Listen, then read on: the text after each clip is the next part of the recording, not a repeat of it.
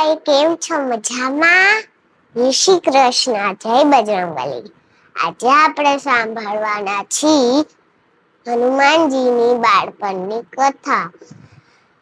ચાલો આપણે સાંભળી. ઘણા વર્ષો પહેલા ગૌતમ ઋષિના આશ્રમમાં અંજલિ અને કેસરી નામના પતિ પત્ની રહેતા હતા. પવનદેવના આશીર્વાદથી એને એક પુત્ર પ્રાપ્ત થયો. એનું નામ બજરંગ પાડવામાં આવ્યું. એક દિવસ એ સૂતો હતો તો એને ભૂખ લાગી. ને તો એને આકાશમાં જોયું તો એને સૂર્યદેવ દેખાણા. એટલે એને એમ થયું કે આ મસ્તીનું ફળ પાકેલું છે. તો ઉડ્યો આકાશમાં એને ફળ સૂર્યદેવને ખાવા. તો એને રસ્તામાં રાહુદેવ મળ્યા. રાહુદેવને રોકવાની કોશિશ કરી, પણ બજરંગે એને ભયભીત કરી દીધા.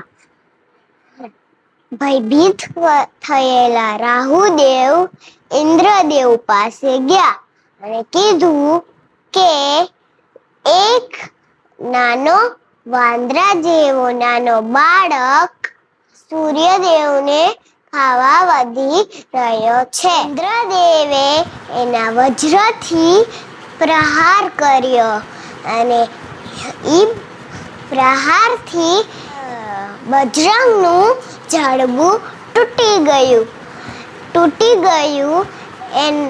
એ બેભાન થઈને નીચે પડી ગયો. પવનદેવે એને લઈને એક ગુફામાં વયા ગયા. પવનદેવે કીધું કે હવે હું આ પૃથ્વી પર નહીં રહું. સાંભળીને ઇન્દ્રદેવ ભયભીત થઈ ગયા. ભયભીત થયેલા ઇન્દ્રદેવ બ્રહ્મદેવ પાસે ગયા અને કીધું અને ઇન્દ્રદેવને બ્રહ્મદેવ પવનદેવ પાસે ગયા. પવનદેવ બજરંગનું જડબું સાજું કરી દીધું અને ઇન્દ્રદેવે વરદાન આપ્યું કે કોઈ પણ અસ્ત્રનો તને પ્રહાર લાગશે નહીં. અને બ્રહ્મદેવે વરદાન આપ્યો કે તું અજર અને અમર રહીશ, અને નામ આપ્યું હનુમાન. તો આ હતી હનુમાનજીની બાળપણની સ્ટોરી. જય હનુમાન. હનુમાનજીનો